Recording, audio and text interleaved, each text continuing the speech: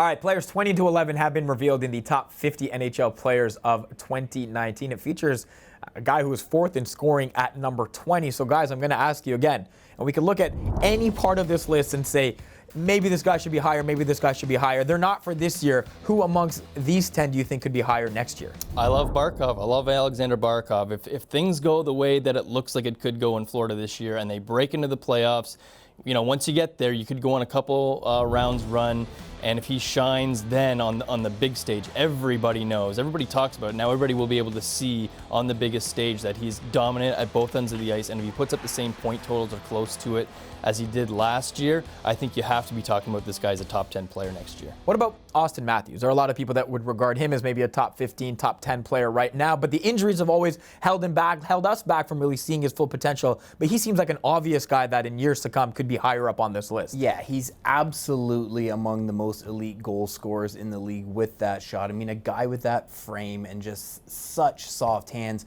You do wonder if this is the year where things come together.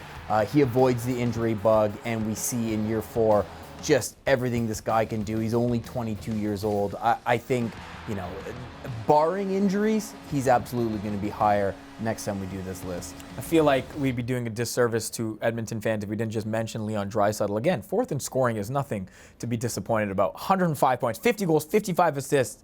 He's number 20 on this list. I know the angst will come from Oilers Nation, and maybe deservedly so, but is he a guy that you could see moving up, or is it about, again, what can you do away from number 97?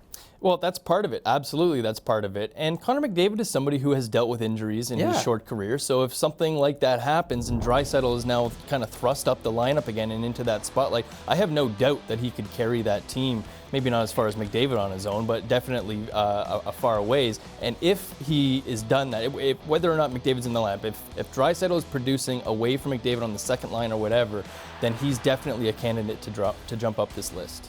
We are so close to the top 10. That will be revealed next Sunday. YouTube.com/Sportsnet. You want to subscribe so you don't miss a single episode. Make sure you click the link in the description to see this list right now and see who just missed out on being a top 10 player ahead of next season.